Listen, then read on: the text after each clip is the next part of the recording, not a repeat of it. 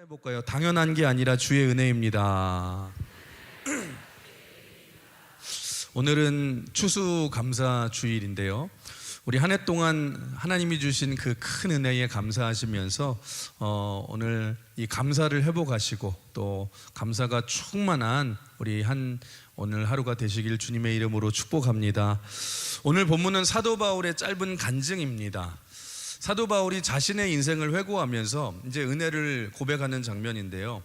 핵심이 뭐냐? 나는 부족하고 연약함에도 불구하고 하나님이 이런 나를 사용해 주셨으니 감사하다라는 것입니다. 오늘 말씀을 통해서 우리가 한 해 동안 주신 은혜들을 돌아보시면서 우리가 회복해야 될 감사가 무엇인지 같이 나누어 보고 돌아보고 우리가 감사를 다시 한번 더 풍성케 하시는 또 귀한 추수감사 주일이 되길 원하는데요. 첫 번째 바울의 감사가 뭐냐? 우리 한번 같이 따라해 볼까요? 내게 능력 주심에 감사합니다. 우리 12절 한번 같이 읽어볼까요? 12절 시작. 나를 능하게 하신 그리스도 예수 우리 주께 내가 감사함은. 여기까지. 그러니까 나를 능하게 하셨다. 이 말은 나를 능하게 하셨다는 말은 무슨 말이냐? 내가 능력이 없다는 말인데, 여러분 사실 사도 바울이 능력이 없던 자였습니까? 아닙니다. 세상적으로 볼 때 과거에 얼마나 능력이 많았던 사람입니까? 이 가말리엘이라는 최고의 석학 밑에서 배운 이 제자이고 최고의 학문을 배웠던 사람이고 로마 시민권이 있었고 유대인 중에 유대인이었고 베냐민 지파였고 세상적으로는요 자랑할 게 많은 능력이 많은 자였습니다.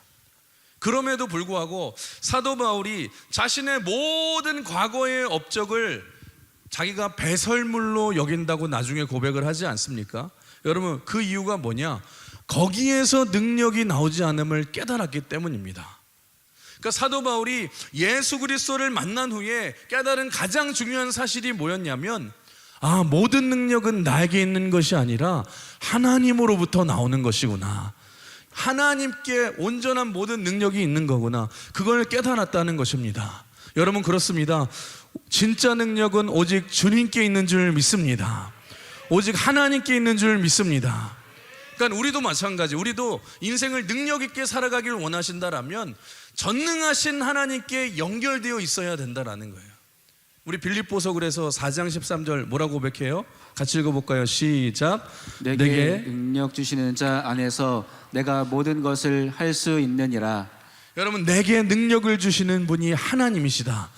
여러분 우리에게 능력을 주시는 예수님 안에 거할 때에만 우리의 삶이 능력 있는 삶이 될 줄 믿습니다. 오늘도 여러분 이 자리 가운데 무기력한 분이 계십니까? 여러분 예수님 안에 거하십시오. 여러분 예수님과 능력이 여러분 연결되면 능력이 임할 줄 믿습니다. 오늘도 이 자리 가운데 마음이 무너져서 여러분 우울한 상태에 계신 분이 계십니까? 다시 일어설 수 있는 능력도 예수님께 있는 줄 믿습니다. 여러분 예수님께 나아갈 때에 다시 일어난 힘을 주시고 다시 큰 능력을 주실 줄 믿습니다. 그러니까 사도 바울은 지금 자신의 모든 인생을 돌아보니까 내 힘이 아니라 하나님이 주신 능력으로 내가 감당하였습니다. 이것을 깨달으면서 고백하며 감사하고 있다는 것입니다. 사랑하는 성도 여러분, 오늘 우리도 여러분 모든 환경과 상황 속에서 오늘까지 여러분 2025년도 지금까지 믿음으로 버티게 하여 주시고 이끌어 주시고 풍성하게 해주신 나를 능하게 하신 오늘 예수 그리스도께 감사하시는 그 감사를 회복하시는 여러분 되시길 주님의 이름으로 축원합니다. 주님의 이름으로 축원합니다. 그러니까 첫 번째로 내게 능력 주시고 나를 능하게 하신 능력이 하나님께 있는데 그 내게 능력을 주신 하나님께 감사를 드렸고 바울이 두 번째 감사는 뭐냐? 한번 따라해 볼까요? 나를 믿어주심에 감사합니다. 우리 12절 다시 보시면 나를 충성되이 여겨. 그러니까 나를 믿어주시고 나를 충성스럽게 여겨주셨습니다. 아니 여러분 세상에 이것보다도 감사한 게 어디 있습니까? 여러분 보통 감사가 없는 사람들의 특징이 뭔 줄 아십니까? 감사가 없는 사람들의 특징은 뭐냐? 좋은 것은 당연하게 여기고 없는 것에 대해서는 원망하고 불평합니다. 그런데 우리가 이 감사를 훈련하기 위해서 중요한 게 뭐냐? 어디서부터 우리가 훈련을 해야 되냐면 당연한 것이 당연한 것이 아님을 우리가 알아야 된다라는 거예요. 여러분, 예를 들어서 여러분이 지금 숨을 쉴 수 있는 것, 여러분 당연하다고 생각하십니까? 여러분, 내가 숨을 쉴 수 있는 것이 당연한 것이 아닙니다. 지금도 병원에 가보면 여러분 숨을 쉬지 못해서 호흡기를 끼고 고통스럽게 여러분 숨을 쉬고 겨우겨우 생명을 연장해 가는 사람들이 얼마나 많은 줄 아십니까? 그러니까 내가 숨을 쉬는 것조차 당연한 것이 아니라 은혜라는 것입니다. 여러분이 심장이 지금 막 뛰고 있는 것, 여러분 당연한 거라고 생각합니까? 여러분이 막 노력을 해서 심장을 뛰는 거예요? 아니에요. 내 호흡이 멈추지 않는 것 당연한 게 아니라 여러분 내가 조절할 수 있는 게 아니잖아요. 여러분, 하나님이 멈추게 하시면 내 심장이 펌프집을 멈춰야 하는데 내가 지금 살아있고 심장이 끊임없이 펌프질 하는 것은 하나님의 은혜 아닙니까? 그러면 감사라는 것은 어디로부터 시작이 되냐면 내가 당연하다고 느끼는 것, 내가 지금 평안을 누리는 것 자체가 다 하나님의 은혜이고 감사임을 깨달을 때에 거기서부터 감사가 나온다는 것입니다. 여러분, 사람은 감정이 있기 때문에, 그러니까 사람이 잘 살기 위해서는 감정 관리를 잘 하셔야 돼요. 감정 관리. 옆 사람 한번 인사해 볼까요? 감정 관리를 잘 합시다. 근데 여러분, 감정에는 몇 가지 특징이 있습니다. 두 가지 특징이 있는데 여러분 아셔야 되는 게 뭐냐?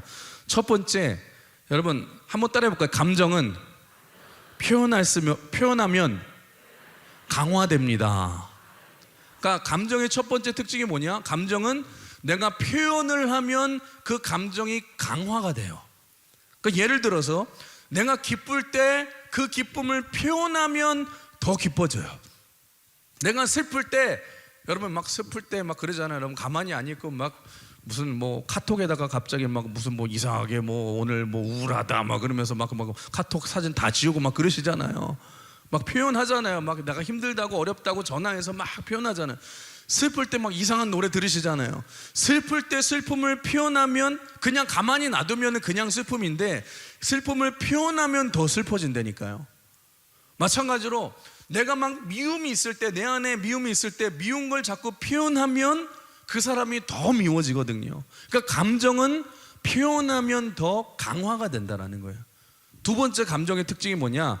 여러분 따라해 볼까요? 감정은 표현하면 머무릅니다. 그러니까 감정은 표현하면 더 커질 뿐만 아니라 내가 표현하면 계속해서 나에게 머무른다라는 거예요. 여러분, 내가 기쁨을 표현하면 기쁨이 나에게 머무르는 거고요. 내가 슬픔을 표현하면 슬픔이 나에게 머무르는 거예요. 내가 미움을 표현하면 내 안에 미움이 계속해서 자리 잡고 떠나지 않고 머물고 있는 거고, 내가 부정적인 걸 자꾸 표현하면 부정적인 사람이 되는 것입니다. 그래서 여러분, 이 감정에는 이런 특징들이 있기 때문에, 그러니까 감정은 표현하면은 나에게 머무르고 표현하면 더 강화가 되기 때문에 인생을 잘 사는 지혜가 뭐예요? 여러분, 나쁜 감정들은 절대로 표현하지 마시길 주님의 이름으로 축원합니다. 그러니까 지혜가 무엇입니까? 좋은 감정들, 하나님 앞에 드리는 이 기쁨과 감사와 찬양하는 것을 자꾸 표현하면서 연습해야 된다라는 것입니다. 그러면 언제나 좋은 것들이 내 삶에 머무르고 내 안에 머무르고 자꾸 강화가 되는 삶이 된다라는 거예요. 아시겠죠?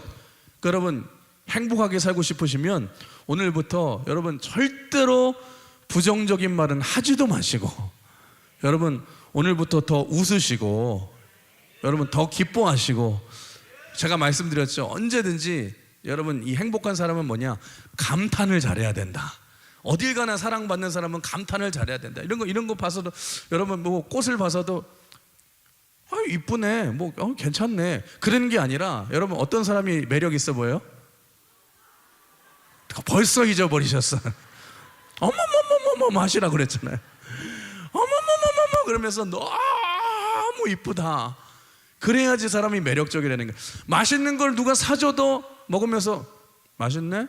뭐 짜다 그러지 마시고, 여러분 뭘 먹어도 맛이 없어도 어떻게 표현해야 돼요?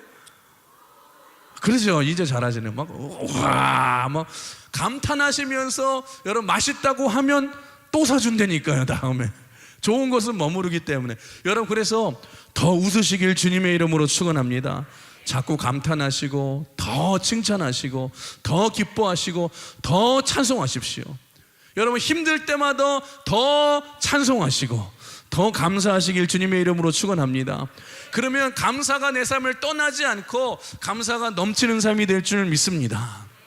그래서 우리의 삶이, 우리가 살아가는 인생을 보시면 우리가 일상생활에서 느끼는 감정들이 사실 거의 대부분 비슷하거든요. 여러분, 우리가 대부분 비슷해요. 과거에 대해서는 대부분의 사람들이 후회하며 살아가고요, 현재에 대해서는 항상 불평불만하고 살아가고, 미래에 대해서는 사람들이 다 불안해하면서 살아갑니다. 그런데 성경은 뭐라고 말하냐? 데살로니가전서 5장 18절 잘 아시죠? 뭐라고 그래요? 범사에 감사하라. 영어 성경으로 보면은 이렇게 표현되어 있어요. Give thanks in all circumstances. 그러니까 give thanks, 감사하라, in all circumstances. 모든 상황 속에서 다 감사하라는 거예요. 그러니까 범사에 감사라는 뜻이 무슨 뜻이냐면, 여러분이 있는 모든 상황, 좋은 상황이든지 나쁜 상황이든지 어떤 상황 속에서도 다 감사하라는 거예요. 이게 주님의 명령이잖아요, 명령. 그래서 여러분, 과거에 대해서 후회하지 마시고, 여러분, 우리 아까 찬양했잖아요. 에베네셀의 하나님. 무슨 뜻이에요? 지금까지 과거부터 나를 인도해 주신 하나님의 은혜를 생각하면 감사가 터져 나오지 않겠습니까?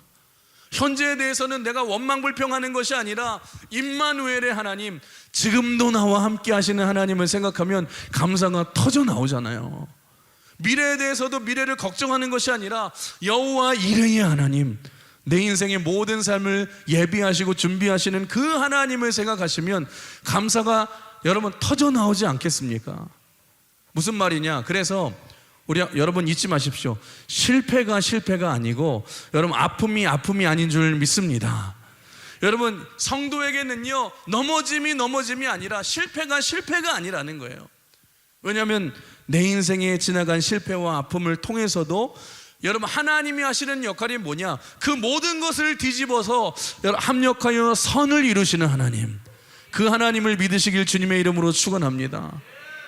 우리는요, 병이 나아야지만 우리가 감사하고, 내가 시험에 이겨야지만 감사하고, 돈을 많이 벌어야지만 감사한데, 여러분 실제로 여러분의 삶을 한번 되돌아보세요. 지금까지 살아온 인생을 한번 되돌아보세요. 물론 그런 것들도 감사할 거리지만, 여러분의 지나간 고난들과 아픔의 시간들을 통해서, 여러분의 실패의 시간들을 통해서 여러분 더 귀한 것들을 얻지 않았습니까? 그 시간들을 통해서 다시 하나님을 붙들게 되었고, 더 귀한 진리를 깨닫게 되었고, 더 진실한 사람을 사귀게 되었고, 더 인생의 소중한 것들이 무엇인지 깨닫고 얻게 되지 않았습니까? 그러니까 여러분, 시간이 지나 보면은요, 여러분 하나님이 허락해 주신 그 시간이 더 귀한 시간임을 우리가 깨닫게 되잖아요. 여러분 한번 따라해 볼까요? 하나님 안에서 공치는 시간은 없습니다. 옆 사람 한번 인사해 볼까요? 하나님 안에서 공치는 시간은 없습니다. 그래서 하나님 안에서는요, 여러분 헛된 인생은 하나도 없다라는 거예요. 여러분이 잘 알고 아시는 찬양, 나라는 찬양 아시죠? 나. 이 뇌성마비를 안고 태어난 송명이라는 시인, 이 시인이 지은 찬양 가사인데, 이거 잘 아시잖아요. 그 가사를 보면 뭐라고 그래요?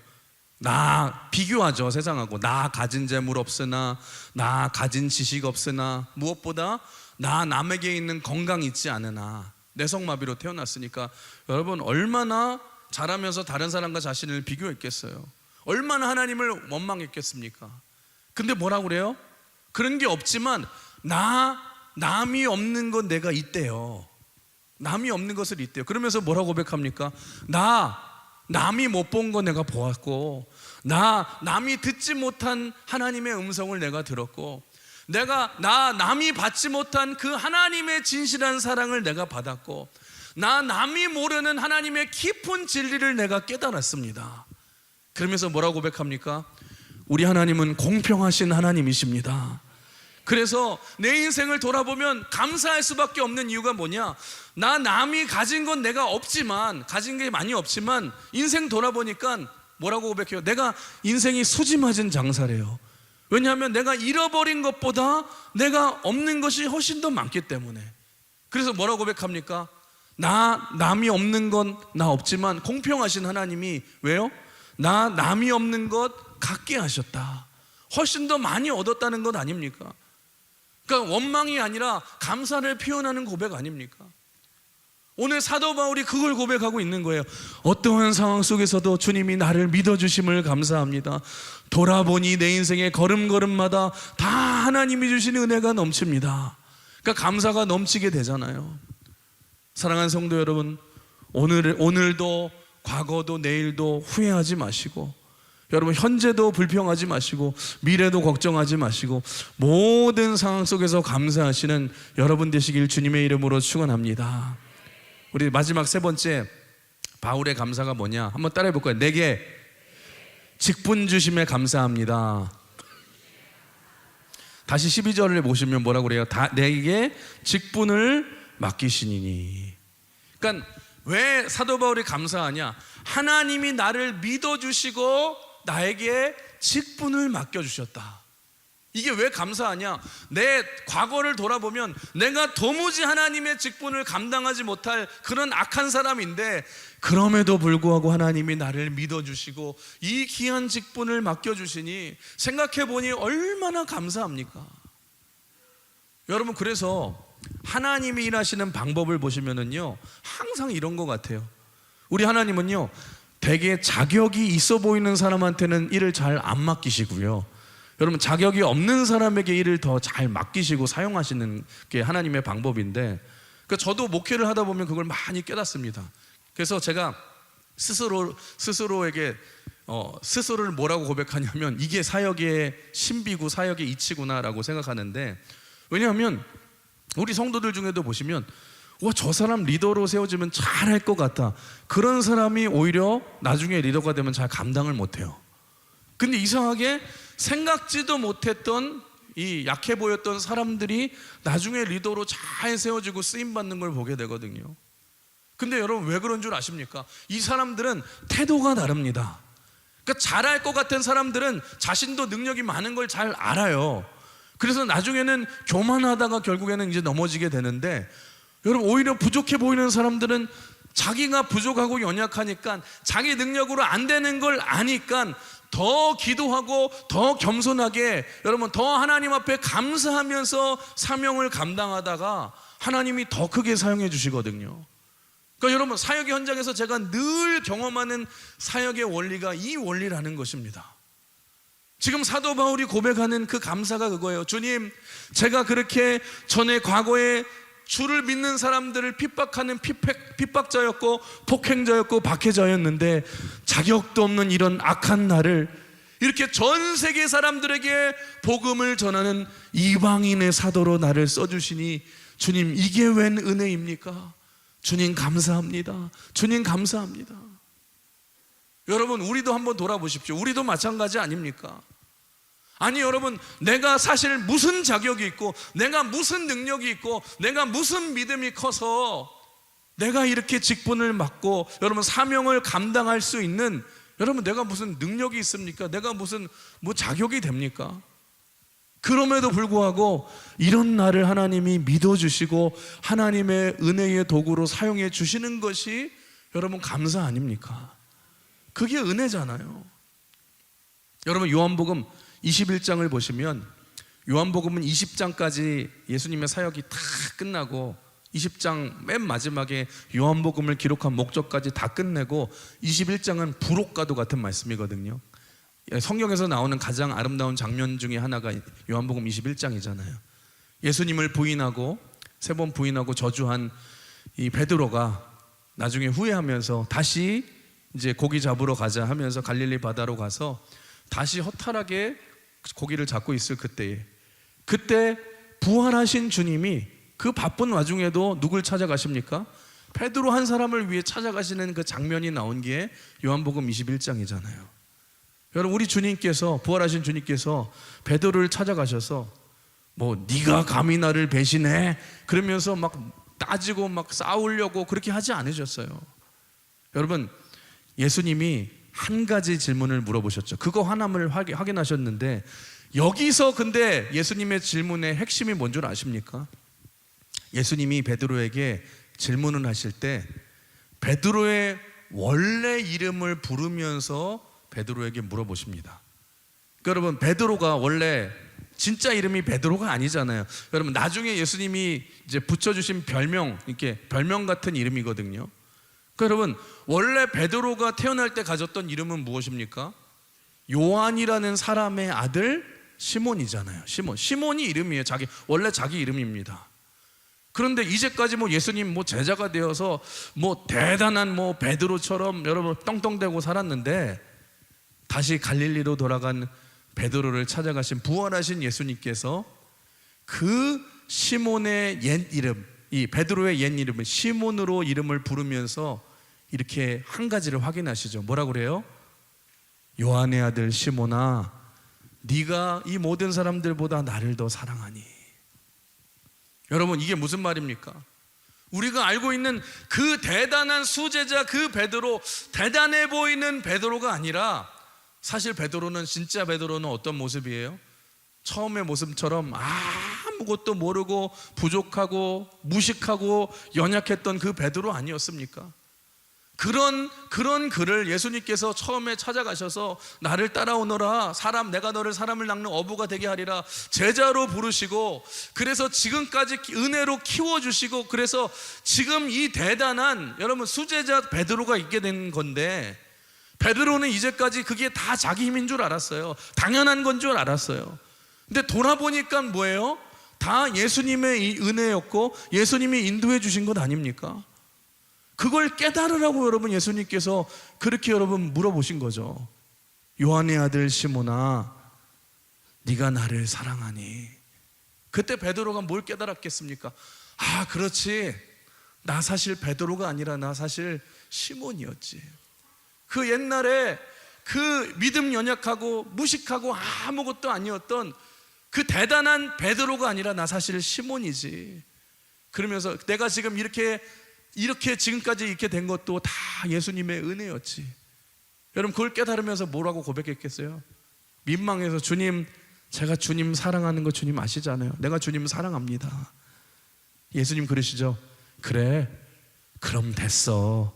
나 사랑하면 됐어. 내가 가장 귀한 양을 너를 믿고 다시 맡길 테니 내 양을 먹이라. 내 양을 치라. 내 양을 먹이라. 다시 믿어주시고 가장 위대한 사명, 여러분 영혼을 맡겨주시는 그 은혜, 믿어주시고 맡겨주시는 그 은혜를 체험하지 않습니까?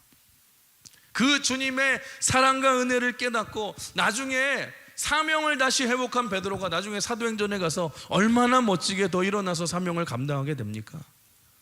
여러분, 사도 바울도 마찬가지였다라는 것입니다.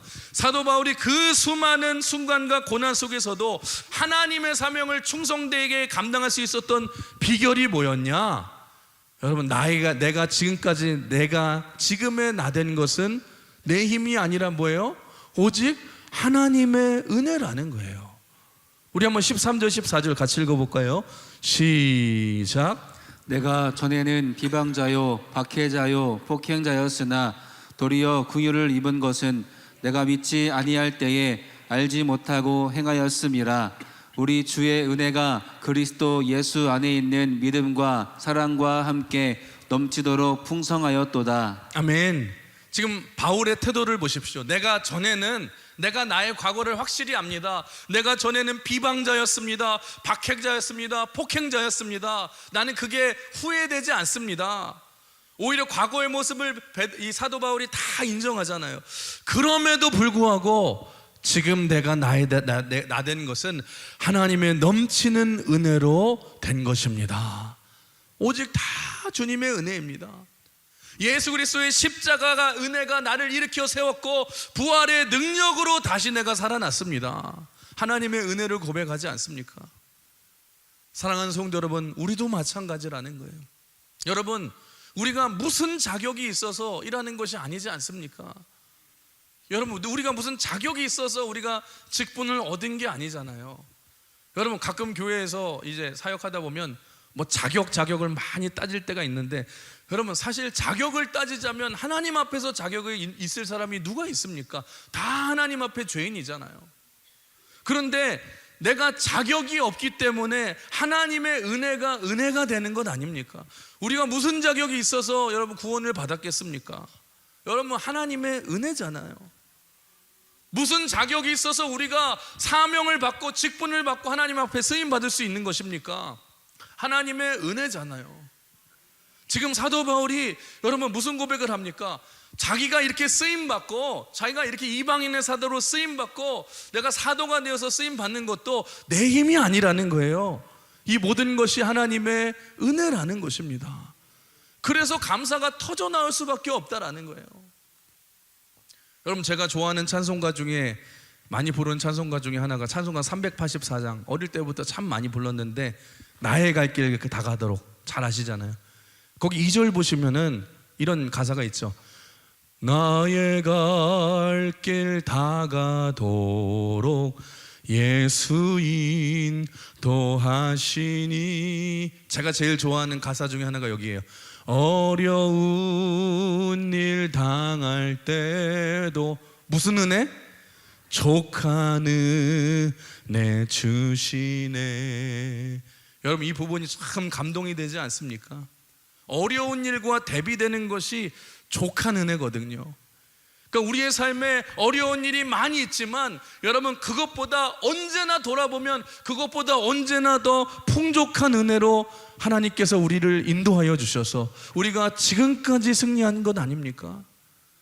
여러분, 족한 은혜, sufficient grace, 풍족한 은혜, 여러분 항상 넘치는 은혜가 우리를 지금까지 인도한 것 아닙니까? 여러분, 여러분의 지나간 2025년도 한번 돌아보십시오. 여러분, 어려운 순간도 많았고 힘든 순간도 많았지만 여러분들이 어떻게 그 시간들을 다 이겨냈습니까? 여러분, 하나님이 주시는 족한 은혜로 이긴 줄 믿습니다. 그래서 뭐라고 고백해요? 나는 심히 고단하고 영혼 매우 가라나. 여러분, 우리의 인생을 돌아보시면 인생이 참 어렵고 힘들고 고단합니다. 영혼도 참 피곤하고 고단해요. 근데 그때에 하나님이 하신 일이 뭐예요?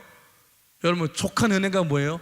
나의 앞에 반석에서 샘물 나게 하시네. 나의 앞에 반석에서 샘물 나게 하시네. 물이 아무것도 없는 이 광야 같은, 사막 같은 그런 이 환경 속에서도 깜짝깜짝 놀라는 거예요. 야, 어떻게 여기서 물이 나와? 여러분, 거기서도 반석에서도 샘물이 솟아나와서 우리를 살려주시는 그 은혜, sufficient grace.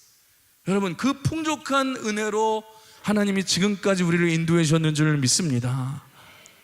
그래서 여러분, 은혜와 감사는 자꾸 표현하셔야 돼요. 표현하지 않으면 주어지지 않는 거예요. 여러분, 옆 사람 한번 인사해 볼까요? 감사를 자꾸 표현합시다. 다시 한번 인사해 봅시다. 하나님의 은혜입니다. 감사를 자꾸 표현하실 때 넘치는 은혜의 감격 속에서 살아갈 줄 믿습니다. 여러분, 생각해 보세요. 내가 죄인이고 하나님이 나를 위해 독생자를 죽이시고 피 흘리시기까지 나를 살리셨다라면 여러분, 헌신이라는 말이 어떻게 가능합니까? 당연한 거지, 헌신이. 내가 10,000가지 은혜를 입었는데, 내가 죽음에서 살아났는데 여러분, 무슨 충성입니까? 당연한 거 아닙니까? 그래서 사도 바울이 이렇게 고백을 해요. 나중에 고린도전서 우리 15장 10절 같이 읽어볼까요? 시작. 그러나 내가 나 된 것은 하나님의 은혜로 된 것이니 내게 주신 그의 은혜가 헛되지 아니하며 내가 모든 사도보다 더 많이 수고하였으나. 그러니까 하나님의 은혜가 임하자 모든 사도들보다 내가 더 많이 수고를 했대요.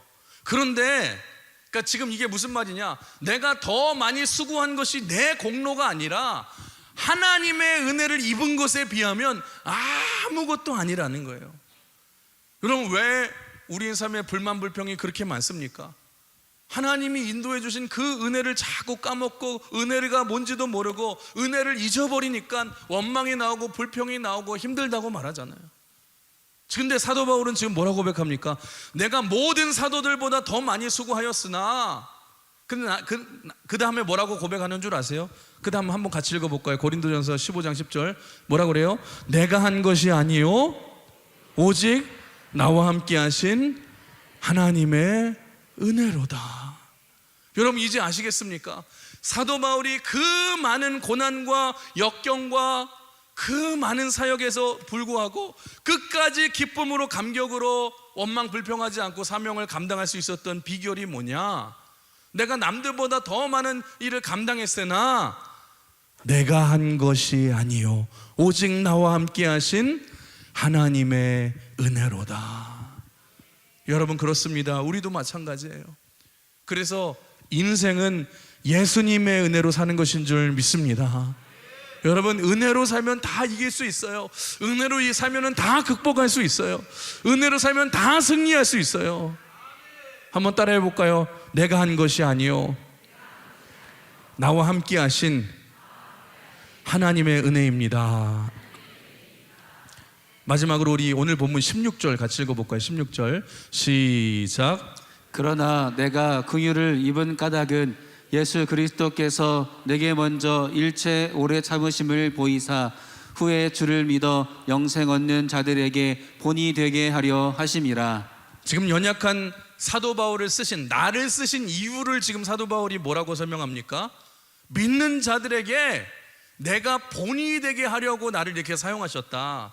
그러니까 지금 사도 바울이 잘난 척 하려고 하는 것이 아니라, 한마디로 말하면 나같이 이렇게 악하고 연약한 사람도 하나님의 은혜로 쓰실 수 있다는 증거로 자신을 삼아주셨다는 거예요. 나같이 악하고 부족한 저도 하나님이 구원해 주시고 이렇게 나를 사용해 주셨습니다. 내가 그 산 증인입니다. 내가 하나님의 도구입니다. 나를 보십시오. 나 같은 자도 쓰임 받았는데 누가 절망할 수 있겠습니까? 누가 넘어진 자에서 계속 절망할 수 있겠습니까? 예수 그리스도를 믿고 의지하면, 하나님의 은혜가 임하면 누구도 다 일어설 수 있습니다. 누구도 하나님의 은혜로 승리할 수 있습니다.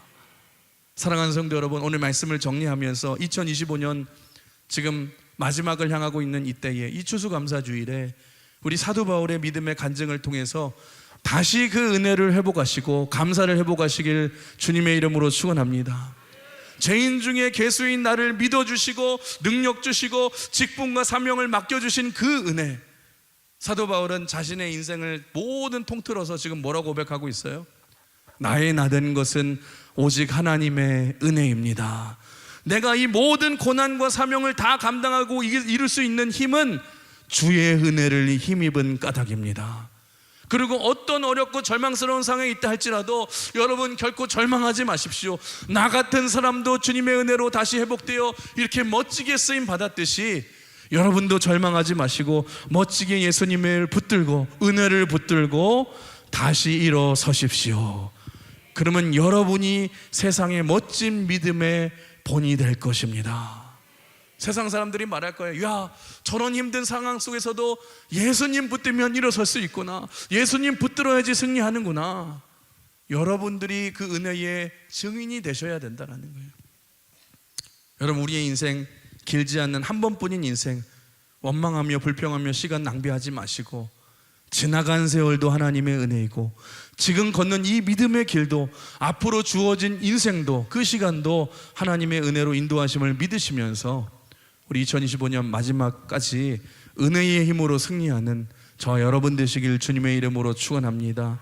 주님의 이름으로 축복합니다. 우리 찬송가 301장 우리 한번 같이 찬양하시길 원하는데요.